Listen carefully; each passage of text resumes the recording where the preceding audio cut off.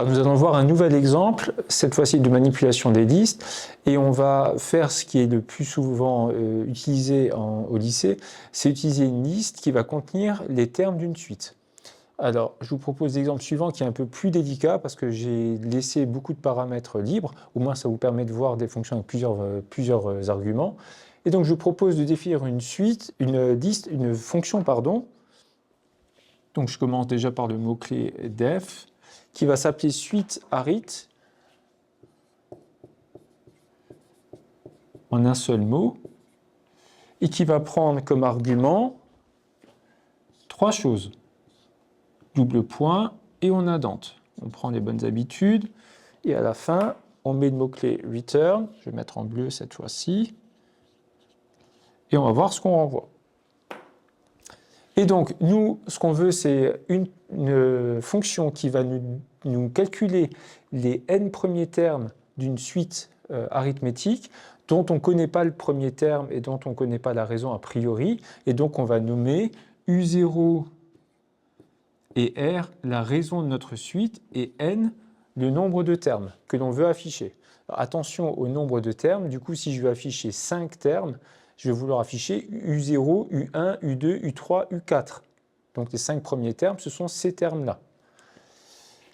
Et donc, nous, il faut que l'on crée une liste, et cette liste, je vais l'appeler grand L, et c'est celle que je vais renvoyer. Et donc pour ça, alors avant je vous ai dit, on commence par la liste vide et on renvoie finalement la liste vide si n est égal à 0. Là, on va supposer, je vais changer de méthode, comme ça vous voyez les deux. Et donc, je vais commencer par créer ma liste L qui va contenir mon premier terme U0. Et donc, ce que je vais devoir faire, c'est calculer chaque fois le terme suivant et le terme suivant et le terme suivant. Et une fois que j'ai calculé, je vais le rajouter à cette liste. Donc, c'est toujours le même principe. On cumule, on commence par la partie la plus simple, où on met soit aucun élément, soit on en met un, comme ici. Et ensuite, on pourrait très bien faire avec la liste vide. Je vous invite d'ailleurs, c'est un très bon exercice de modifier l'algorithme pour commencer par la liste vide. Vous allez voir qu'il y a quelques petites instructions qui changent. Et donc maintenant, il va falloir qu'on calcule finalement les termes d'après.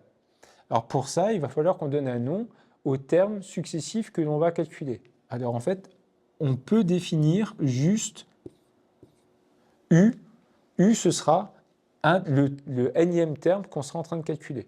Donc, par exemple, quand on va boucler que i vaudra 1, il va contenir U1. Alors, attention, ce U avec un 0 à côté, Python ne peut pas comprendre que vous avez envie qu'ensuite ça fasse U avec un 1 à côté et ainsi de suite. Ça ne marche pas. Ça, c'est juste un nom. Donc, U avec un 0 à côté, c'est un nom pour Python comme si vous l'aviez appelé Toto. C'est exactement pareil. Donc, ici, nous, U va contenir tous les différents termes de notre suite au fur et à mesure. Maintenant, on va boucler.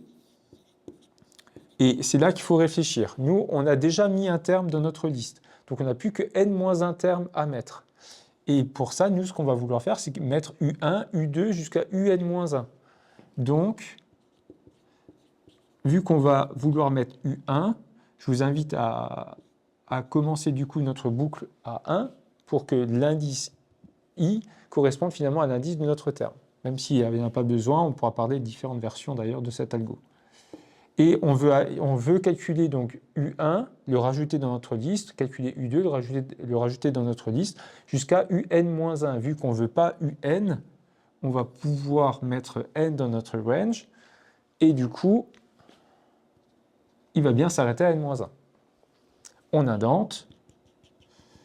Et maintenant, ce qu'il faut faire, c'est deux choses. Calculer le prochain terme, donc le nouveau terme, eh ben, on va pouvoir utiliser la technique, je prends U et je lui rajoute sa raison. C'est ça le principe d'une suite arithmétique. On rajoute la raison à chaque fois. Et vu que U pour l'instant contient U0, quand I vaudra 1, la première fois que je vais rentrer dans cette boucle, U vaudra U0, je lui rajoute R, du coup, U vaudra U1. Et donc maintenant, U contient U1, donc je peux rajouter U à ma liste. Et donc je peux dire L.append de U. Maintenant qu'on arrive ici, on va reboucler. I vaudra 2. Donc, je vais faire U qui vaut U plus R. U, il vaut U1 pour l'instant. U1 plus R, ça va me faire U2. Et donc, U va contenir U2. Donc, je vais rajouter U maintenant dedans. Vous pourrez dire, c'est bizarre, on rajoute tout le temps la même chose, mais cette même chose contient en fait des valeurs qui sont réactualisées à chaque tour de boucle. C'est pour ça que ça fonctionne très bien. Maintenant, celui qui ne veut pas passer par la forme qui relie un plus 1 à un, mais qui veut dire, moi je connais la forme explicite des suites arithmétiques, et je peux directement rajouter ici L.n de U0 plus n fois R, ça marcherait très bien. Hein. Donc U0 plus I fois R, et on aurait exactement ce qu'on veut. Donc alternative, je vais mettre un dièse pour dire que c'est en commentaire, on pourrait ne pas mettre ça, mais mettre plutôt L.append de U0 plus I fois R, et on aurait directement tout en une seule fois. À la différence près, c'est que cette commande-là est beaucoup plus consommatrice de calcul. Ici, on doit faire une somme à chaque fois et un produit, alors que moi, je faisais qu'un produit, une somme, pardon. Donc en fait, je fais moins de calculs en faisant ça. Alors, actuellement, les produits et les sommes, a priori, dans les processeurs actuels, consomment autant de temps, mais à une époque, ce n'était pas le cas, et donc un produit était encore plus lourd. Donc, avoir une seule somme contre une somme et un produit, c'est beaucoup moins coûteux. Alors, vous pourriez dire, moi, je vais calculer les 50 premiers termes. Les 50 premiers termes, ça va prendre une fraction de seconde. Quoi qu'il arrive, ça ne change rien. Le jour où vous devrez faire des algorithmes qui sont beaucoup plus efficaces, avec des millions, voire des milliards de termes à déterminer, vous allez voir que dans ce cas-là, ce genre de considération, écrire ceci plutôt que cela, vous allez voir qu'il y a une vraie différence en termes de ce qu'on appelle la complexité et en termes, en tout cas, de temps d'exécution de vos algorithmes. Alors maintenant, je vous propose à nouveau dans Capital de pouvoir exécuter notre code. Donc j'ai rappelé la fonction qu'on avait pu définir avant, sous la version de base. Et on va pouvoir maintenant lui dire, ben voilà, Python, tu connais la fonction suite arith. Si je te donne les 3 valeurs ici, tu vas pouvoir exécuter tout ça. Donc je prends le nom de la fonction. Entre parenthèses, on donne tous les noms des arguments, mais avec des valeurs, cette fois-ci, spécifiées.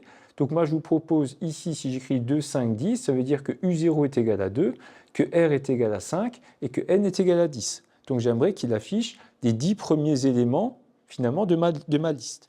Alors si je fais ça, mon premier terme U0, ce sera 2. Puis après, comme ma suite arithmétique, je vais rajouter la raison, donc je vais rajouter 5, ce qui va me faire 7. U2 va me faire 12, et ainsi de suite. Donc moi, il est censé m'écrire, une fois que j'exécute ça, il est censé me générer une liste L qui va contenir des éléments dans cet ordre, et 17, et ainsi de suite. Et on peut se poser la question, jusqu'à combien?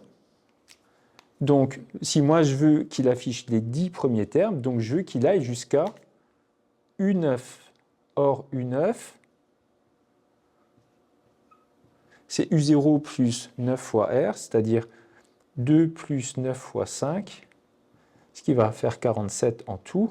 Et donc, normalement, il est censé s'arrêter à 47. On va exécuter. Et il nous affiche bien la liste 2, 7, 12, 17 et ainsi de suite jusqu'à 47. Donc notre fonction, sur cet exemple, en tout cas, a l'air de bien se comporter. Bon, j'espère que cet exemple vous a plu, qu'il n'a pas été trop compliqué. Je vous dis à très bientôt.